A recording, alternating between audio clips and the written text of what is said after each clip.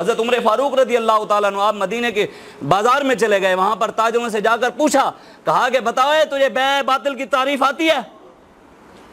تجارت کا طریقہ پتہ ہے کہ اسلام میں تجارت کا ذریعہ کہ اسلام کا معاشی نظام کیا ہے؟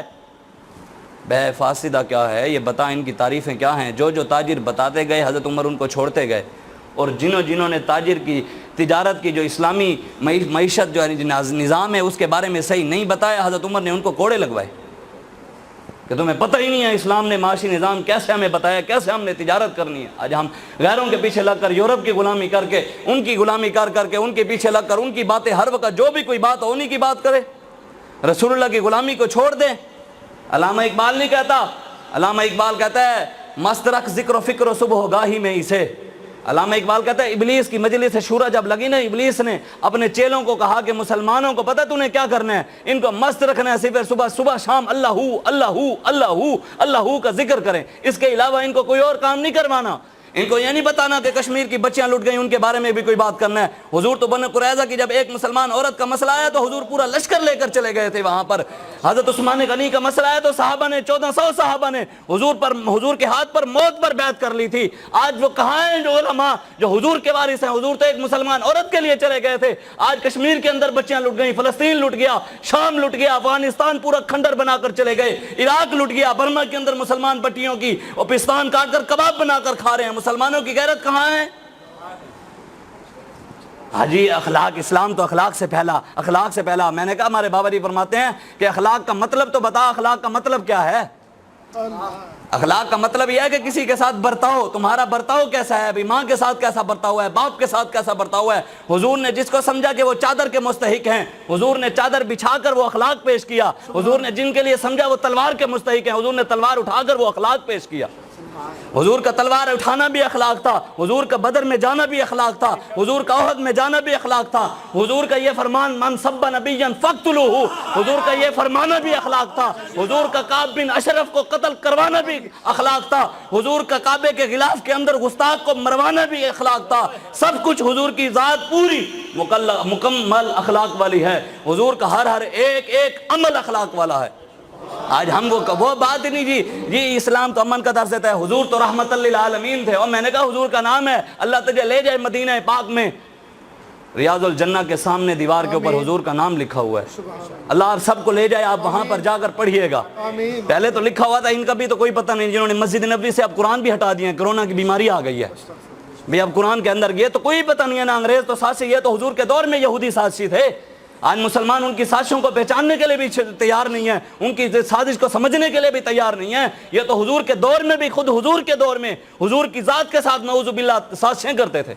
یہودی صبح آ کر کلمہ پڑھ لیتے تھے، نعوذ باللہ شام کو کافر ہو کر واپس چلے جاتے، لوگوں کے ذہن سازی کرتے بھی، نعوذ باللہ کوئی نہ کوئی اسلام میں انہوں نے غلط چیز دیکھی ہوتی کہ صبح مسلمان ہوئے شام کو کافر ہو گئے، کوئی نہ کوئی چیز تو انہوں نے غلط دیکھی ہوگی نعوذ باللہ حضور کے یا صحابہ کے بعد، اس لیے یہ کافر ہو گئے۔ کوئی نہ لوگوں کے اندر سازشیں یہ اس وقت سے کرتے ہیں۔ آج ہم یہودیوں کے ساتھ کھڑے ہو گئے، اللہ نے فرمایا یا ایھا الذین آمنوا لا تتخذوا اليہود والنصارى اولیاء بعضهم اولیاء بعض، یہودی اور نصرانی تمہارے کبھی اور دوست نہیں ہو ہی نہیں سکتے، کبھی بھی یہودی نصرانی تمہارے دوست نہیں، حتی تتبع ملتہم، اس وقت تک تمہارے دوست نہیں ہو سکتے یہاں تک کہ تم خود ان کی ملت اختیار کر لو، یہودی بن جاؤ پھر وہ خوش ہوں گے، اس کے علاوہ خوش نہیں ہوتے۔ ہاں یہ آپ یاد رکھیے گا، قیامت تک یہ حضور کا معجزہ ہے، قیامت تک یہ معجزہ رہے گا۔ کون سا معجزہ؟ کہ قیامت تک حضور کی غیرت رکھنے والا، حضور کے جذبات رکھنے والا ہر دور میں اللہ تعالیٰ محمد عربی کا غلام بھیجے گا۔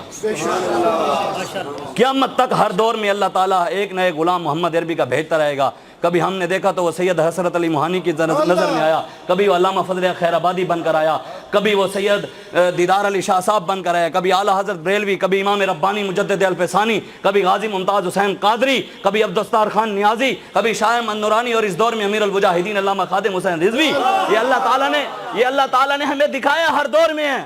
اور یہ بھی بات یاد رکھیے گا، وہ جو اسلام کا ماننے والا ہوگا نا، حق کو سمجھنا ہو تو اس کو دیکھ کر سمجھنا، حق کو سمجھنا ہو تو اس کو دیکھنا۔ خادم حسین رضوی صاحب کو دیکھ کر حق سمجھ نہیں آتی کہ واقعی حق والے ہیں، ان کے چہرے کو دیکھ کر بھی پتہ لگ جاتا ہے یہ محمد عربی کا غلام ہے۔ حقیقت بات ہے. میں تو 9 سال خود بھیرے میں پڑھتا رہا ہوں اور 2 سال مفتی کا کورس کیا ہے میں نے. 11 سال کی زندگی بڑے بڑے علماء سے بھی ملا ہوں, بڑے بڑے پیروں سے بھی ملا ہوں, لیکن جو بات بابے میں دیکھی ہے کہیں نہیں دیکھی. یہ حقیقت بات کر رہا ہوں. میں آپ کو مسجد میں بیٹھا ہوں, میں نے کہا میری نیت بھی حضور جانتے ہیں, ہاں سب کچھ رسول اللہ جانتے ہیں. میں یہ بات مسجد میں بیٹھ کر کہوں اللہ اور اس کا رسول جانتا ہے. میں نے نہیں دیکھا اس طرح کی غیرت کی بات کرنے والا, اس طرح حضور کا ادب بتانے والا. کہیں بھی حضور کی بات آ جائے بس کیا سر جھکا لو, بس سر جھکا لو, حضور کے بارے میں کوئی بات نہیں کرنی. یہ تو ہمیں انہوں نے بتایا. اور وہ کسی واشنگٹن, یہ تو مدرسوں کے اوپر پابندیاں لگا رہے ہیں نا کہ مدرسے یہ اب بل پاس ہو گئے, مدرسے باجی رجسٹر ہوں گے, اب فلاں ہوگا جی فلاں ہوگا. خادم حسین رضوی صاحب جا کر کسی مدرسے میں واشنگٹن یونیورسٹی سے جا کر بزدلی کی سند نہیں لے کر آئے, نہ ہی کیمبرج یونیورسٹی میں گئے ہیں وہاں پر جا کر انہوں نے کوئی بزدلی کے سبق لیے ہیں, وہاں پہ کوئی انہوں نے وہاں پر تعلیم حاصل کیا نہیں. وہ وہی مسجد میں مدرسے میں بیٹھ کر وہیں ٹاٹ کے اوپر جہاں بزرگوں نے ہمارے تعلیم دی وہیں پر بیٹھ کر پڑھا. جو سبق اللہ تبارک و تعالیٰ نے اپنے حبیب کو اقرأ بسم ربک الذی خلق پڑھایا وہی خادم حسین رضوی نے پڑھا. پھر دنیا کو بتا دیا کہ محمد عربی کے غلام ہوتے ہیں. وہ کسی کے آگے نہیں جھکے, کسی کے آگے نہیں جھکے. ہاں اسلام کے ماننے والے بھی وہی ہیں. اسلام کو سمجھنا ہو تو ان کو دیکھ کر سمجھنا, یہ قیامت تک حق والوں کی نشانی ہوگی. اسلام کو سمجھنا ہو تو ان کو دیکھ کر سمجھنا. کسی کانپتے ہوئے چوہے کو دیکھ کر اسلام مت سمجھیے گا کہ جو امریکہ چلا جائے چیکنگ کے دوران بھی اپنی پینٹ اتروا کر چیکنگ کرائے, وہ اسلام کا ماننے والا نہیں. اسلام کا ماننے والا وہ ہے جو ٹرمپ کے سامنے بھی, مودی کے سامنے بھی, کفر کے سامنے بھی, گستاخان رسول کے سامنے بھی سینہ تان کر کہے ستمگر ادھر آ ہنر آزمائیں, تو تیر آزما ہم جگر آزمائیں. وہ اسلام کا ماننے والا ہے. اس لیے آج آپ کھڑے ہو رسول اللہ کے دین کے لیے, قرآن کے لیے, قرآن کی تعلیم کے لیے. دین اپنے بچوں کو پڑھائیں, قرآن کی تعلیم اپنے بچوں کو دلائیں, صحابہ و اہل بیت کا اپنے بچوں کو غلام بنائیں. ہاں آج یہاں پر پاکستان کے اندر آپ ایمانداری سے بتائیں, آپ اور اگر میں نہیں نکلیں گے نا تو وہ وقت نہیں ہے کہ ہم پر بھی وہ کشمیر والے حالات آ جائیں.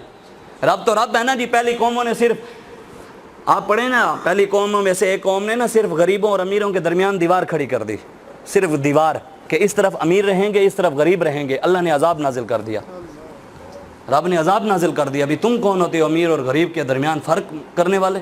تم کون ہو؟ اللہ تعالیٰ نے عذاب نازل کر دیا. آج جو ڈی ایچ اے بن رہے ہیں, بحریہ ٹاؤن بن رہے ہیں, امیر اور غریب میں اتنا فرق کہ وہ وہاں رہتے ہیں, غریب علیحدہ جھگیوں میں رہتے ہیں. رب کا عذاب نہیں آ رہا, وجہ حضور ہی ہے. عطائے رب جلائے کرب فیوز عجب بغیر طلب, یہ رحمت رب ہے کس کے سبب, بے رب جہاں تمہارے لیے, زمین و زمان تمہارے لیے, چنین و چنا تمہارے لیے, دہن میں زبان تمہارے لیے, بدن میں ہے جان تمہارے لیے, ہم آئے یہاں تمہارے لیے, اٹھے بھی وہاں تمہارے لیے, جنا میں چمن, چمن میں سمن, سمن میں پبن, پبن میں دلہن, سزائے مہن پہ ایسے منن کے امن و امان تمہارے لیے, اصالت کل, امامت کل, سیادت کل, ولایت کل, حکومت کل خدا کہ یہاں تمہارے لیے. یہ سب کچھ رسول اللہ کے لیے, حضور کی ذات کے لیے. یہ اللہ تعالیٰ نے ساری کائنات حضور کے لیے ہی بنائی ہے. ہاں اب اٹھیں آج رسول اللہ کے دین کی بات کریں, اپنے بچوں کو حضور کی عزت کے بارے میں بتائیں, حضور کی ختم نبوت کے بارے میں بتائیں. آپ دیکھیں نا آج پاکستان کے اندر میں بات کر رہا تھا, چوکوں کے اندر کھڑے ہو کر اگر ہم ڈیک لگا لیں چوک کے اوپر اور اس کے اندر جشن عید میلاد النبی کے ترانے لگا دیں اور نعتیں چلا دیں, پرچہ ہو جائے گا کہ نہیں ہوگا؟ یہ آپ اور میں ہیں نا جو اتنے کمزور ہو گئے ہیں کہ صرف رسول اللہ کے نام کے لیے بھی ہم نہ نکل سکے, حضور کی عزت کے لیے, حضور کے میلادوں کے لیے. ہم دعوے تو کرتے ہیں غلامی رسول میں موت بھی قبول ہے, اور جب موت کی بات آئے تو گھر چھپ کر بیٹھ جاتے ہیں. جب کائنات کی سب سے بڑی دربار کے سجادہ نشین دین پر وقت ہے تو آ گئے تھے. آج ہم کون سے بڑے بڑے شہزادے ہیں؟ شہزادے تو وہ تھے, اور کائنات کی سب سے بڑی دربار کے سجادہ نشین تھے.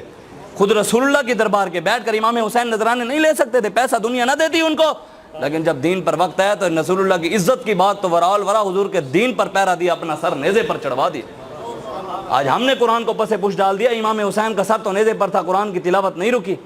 آج ہم نے قرآن کو چھپا کے رکھ دیا. آج ہمارے گھروں کے اندر اب جو دینی کتابیں ہیں اور قرآن کی تفسیر ہے لوگ ظاہری طور پر بھی نہیں رکھتے, سامنے نہیں رکھتے. بھی لوگ آئیں گے وہ کہیں گے بھی یہ تو مولوی ہے. قرآن کو بھی لوگ اب چھپا کر رکھتے ہیں کہ بھی لوگ یہ نہ کہیں یہ تو بھی مذہبی طبیعت کا مالک ہے. اپنے گھروں کے اندر لائبریری ہمارے بزرگ بناتے تھے, ایک کمرے کے, ہر کمرے کے اندر لائبریری ہوتی جہاں قرآن کی تفسیریں بھی پڑھی ہوتی ہیں, حدیث کی کتابیں بھی پڑھی ہوتی ہیں. لوگ آتے ہیں ان کو پتہ لگتا ہے یہ محمد عربی کا غلام ہے. ہم چوک کے اندر بتائیں, ہم اگر لگا رہے ہیں ہمارے اوپر پرچے, اور یہ 10 دن پہلی محرم سے لے کے 10 محرم تک نوحے چلاتے رہے, وہاں ان نوحوں کے اندر اللہ کی بھی گستاخیاں ہوتی رہیں, رسول اللہ کی بھی گستاخیاں ہوتی رہیں, ہاں جی وہاں پر صحابہ کی بھی گستاخیاں ہوتی رہیں, ان کو کوئی پوچھنے والا نہیں. حضرت ابوبکر صدیق کی شان میں گستاخی کر دی تو اس کو باہر بھگا دیا، اور جس نے سیدنا صدیق اکبر کی شان کی حفاظت کی، عاصم رضوی صاحب، اور جہلم کے اندر ان کے اوپر پرچہ ہو گیا۔